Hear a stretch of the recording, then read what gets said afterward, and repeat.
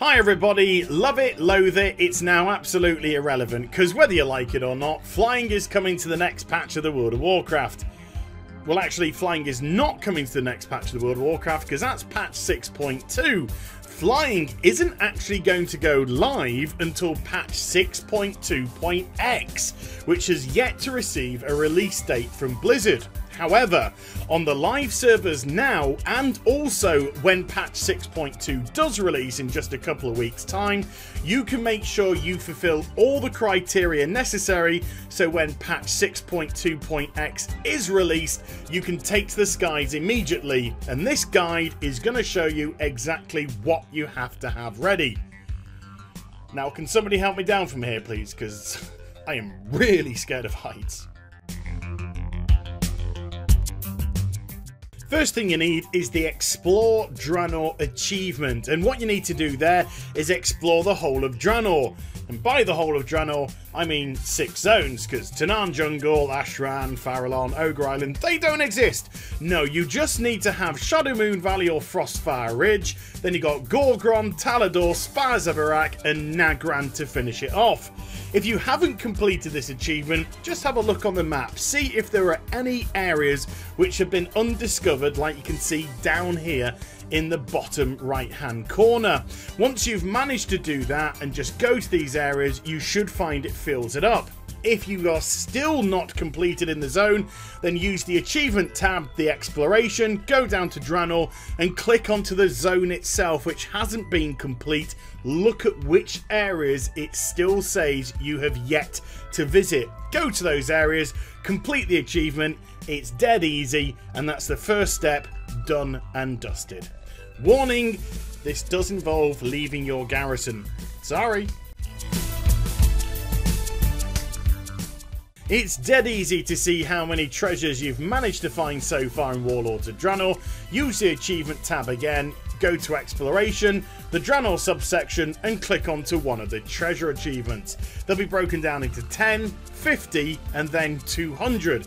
So it makes complete sense that Blizzard actually want you to find 100 treasures to complete this part of the meta achievement. So what you need to do is simply click on to whichever treasure one you're up to at that present time and use that as the marker. Once you've completed the 50, for example, then click on to the 200 and you'll see then when you manage to get to the 100 that is actually required. And speaking to your friendly local Arakoa archaeology fragment vendor, it's easy for me to say, they can help you out rather a lot, especially if you've finished the storylines in your zones, because if you have, then you will unlock the treasure maps for them. If you purchase them, right click onto them, then they are going to show you exactly where every treasure in that zone is located. And if you're hard up for a bit of cash, don't worry, sometimes these appear on your garrison command table as a mission for your followers to do instead. And when you have worked out the location of the treasure, it should be easily identified by a purple outline surrounding the whole of the object. Right click onto it and loot it for whatever bounty it has on offer for you. And if this is the first time that you've been treasure hunting in Warlords of Draenor, congratulations. 1 down, 99 more to go. Next up we have Lore Master of Draenor, and it's easy to track to see how far progressed you are. Bring up the achievement tab, click onto the quest section, scroll down to Draenor, and looking through there you should easily be able to find Lore Master of Draenor.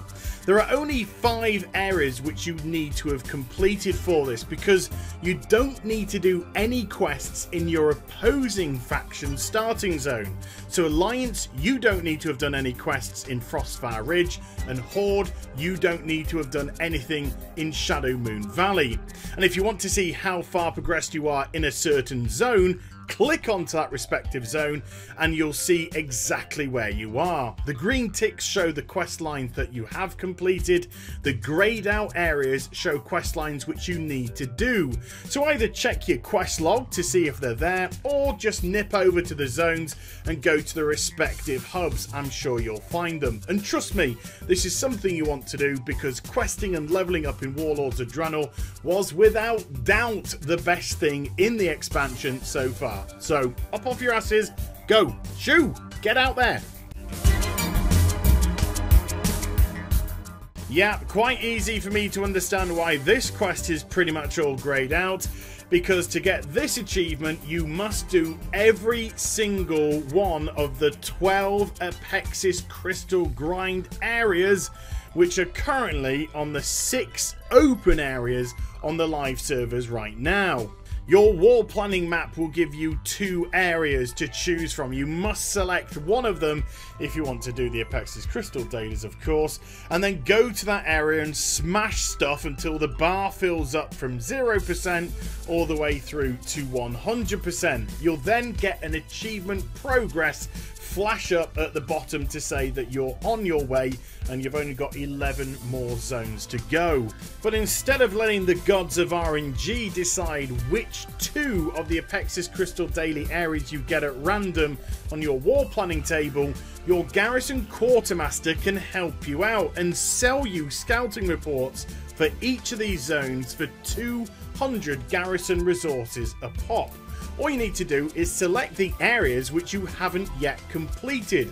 Then you go and get the quest, head over to the area and start smashing stuff again, all the way up until the point that you feel the need to put a gun to your head and pull the trigger. That's the moment to stop, folks. But if you do stand firm, complete those 12 areas, plus what's been happening in the video so far, all of this you could complete on the live servers right now. So let's go to patch 6.2. So to fulfill the criteria for the Flying Mecha achievement in patch 6.2, we have to get revered with the 3 brand new factions which are on offer in Tundra Jungle. So let's have a look at these each individually to see exactly what we're going to have to do to gain reputation with these folks. And first up we have Hand of the Prophet if you're Alliance, or Vol'jin's Headhunters if you're the Horde. They both equate to the same faction, and things start off relatively okay when you first enter Tundra Jungle. Your opening quest line gives you some decent rep with them as you make your way to your faction hub. Once there though, and you've done a wee little tour of Tundra Jungle, it seems the only way to gain reputation through their dailies is by doing Apexis Crystal Zone after Apexis Crystal Zone after Apexis Crystal Zone. I'm not even joking here. To stay on top of the reputation with these peeps, you need to do 3 Apexis Crystal Zones per day, with 2 of them offering a combined reputation of 325. Ouch! But if you want to fly, it's the hoop that you're going to have to jump through, so it's a bitter pill to swallow. You better get some water down your throat right now. Next up we have Order of the Awakened, the Arako offering in this trio of reps, or Axis of Evil as I like to call it, and they lull you in with a false sense of security, seemingly only offering the 1 single solitary daily quest per day, but it does reward very highly indeed depending on whether or not you have the trading post level 3 in your garrison. Also humans, of course, you get the reputation modifier anyway. What you have to do is defeat rare mobs around Tundra Jungle that will give you a corrupted Apexis fragment. Gain 10 of these and you can hand them in. But judging by the fact that these rare mobs spawn once every hour when they've been defeated and there's going to be lots of people smashing them down, they might be a little bit more rare to come across. Unless you go into an Apexis Crystal Daily area, in which case there is loads of chests scattered around the place glowing purple that if you do loot them you will get some fragments inside. And while you're there, fancy killing some stuff?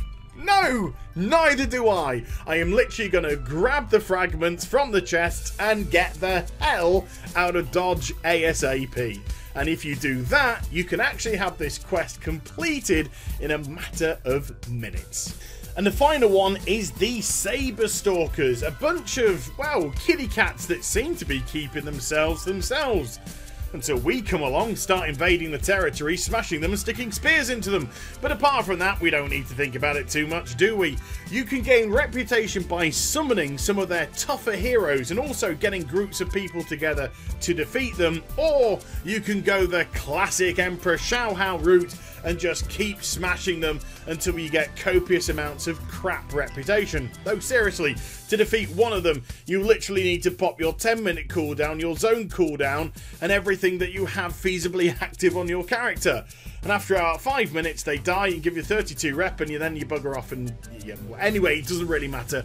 You do that, you get to Revered, you do it with all of them, and you have completed the meta achievement, which will allow you to fly.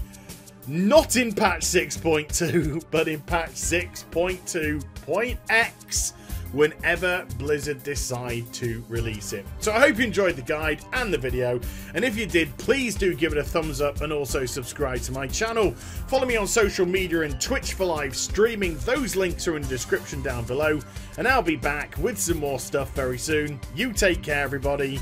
Bye-bye.